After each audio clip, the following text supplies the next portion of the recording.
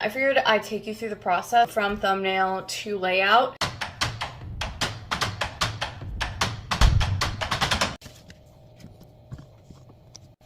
I'm laying out the final composition for the last piece in this Tilted Porcelain Garden collection. And I figured I'd take you through the process of what that looks like. These are very detail intense pieces and there's a lot going on with them, so at a really quick glance they are difficult to tell what exactly is going on in the compositions. It's hard to tell what items are in the pieces until I get to the underpainting and then eventually the coloring. So let me show you and take you through the process of from thumbnail to layout and then to the more intricate details. This is a really fun collection. I think I was inspired over the winter whenever I was doing all of my puzzles, because the best puzzles, they have the most little I Spy things in there, and I think I was really inspired by that so that these could be looked at just a little bit longer. And you know, obviously at first glance it looks really cool. It's like, hey, that's interesting, but it's not until you take the time to take in the elements that you really see and understand what's going on. And the Tilted Garden is kind of it's fairy tale land. That's what it is. The Tilted Garden is like dreamland. Okay, so here are the thumbnails, and often the pieces are a combination of a couple thumbnails. Like for example, this piece over here is a combination of this one and this one, and there's just very slight differences in the layouts. And so today I am working on this one right here. And so when you just see the elements without all the botanical elements, you just see the teacups and the teapot, you can clearly see what's going on. So here's the stage that I'm at, and it's kind of really light pencil at the moment, but you can see the 1, 2, 3 teacups. The same that you have here, 1, 2, 3. I changed a few things a bit, like the positioning of the spoons. Like this one goes this way and this one goes like that, where it is a little different positioning in here. And I still change things up a bit as I'm laying out my composition. So now I'm going in and adding in the different floral elements and just botanical elements. It may include some insects, a moth or a butterfly or something. And this one, I don't know that I'm gonna add anything because I just might do that later. So this is the state that I'm in. I'm going to continue developing the flowers. So like this is a moonflower, and that's what these flowers here, like I know which ones are moonflowers. I know they're just represented in circles right now, but I have all of the lily of the valley on. I'm just going in and adding the details to them. So they start out as this circular thing, and then they work up to being this thing.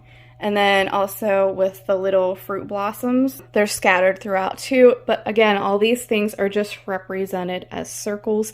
I know what they mean. So if I would set this aside for maybe 2 weeks, I might be scratching my head at wondering, you know, what the heck is that circle representing? But since it's, you know, I just drew it, I know what it's going to be. So I'm going to continue laying out and completing the composition. And then that's when I will switch over to this pen here. This color at the end of the pen, this is the color that the ink is, and it very much matches the pencil graphite color that I'm going for. I know it's a little bit dark and heavy, but like compared to black, it's actually not that dark at all. If you were to use just a regular black marker, it's so much lighter, and it really flatters the type of work that I'm doing, which is why I'm using it.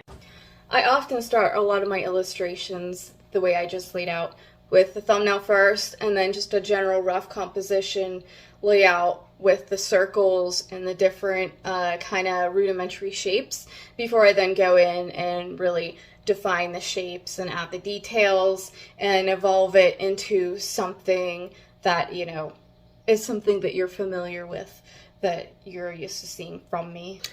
I almost never just start straight to paper. I mean, there are instances where it does happen, and those are like moments when I am just insanely inspired and I just must get to paper.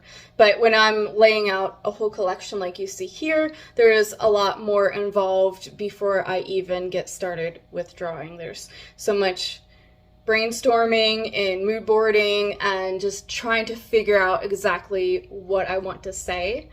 And the instant pieces, I already know what I want to say, and it's likely been lingering for a while, and it's to the point where I just need to get it out. My process has evolved quite a bit over the years. It's gone from something that was really kind of unorganized and sporadic to kind of like a fine-tuned strategy where I know I'm going to produce something in the end that is usable. And I think that just kind of comes with maturity as an artist. And I don't think it necessarily correlates to age as much as it does maturity and just really understanding how you work. The illustration is nearly complete, and then I can jump right into lining everything with my pen. And then as I go, I usually start in like a corner. And once I get this corner lined, then I will take and erase the pencil so that it keeps my paper as clean as possible. That way, as I work across, I get rid of the pencil and smearing up the artwork. One of the greatest things that you can do for your artist community is give your support through attention and engagement. And I think that's kind of the perfect recipe for how to support humans you like in general. And so if you're still here at the end, I ask that you please give this video a like and a subscribe and maybe even comment. And if it's inspiring you, share it to others that maybe need inspired too.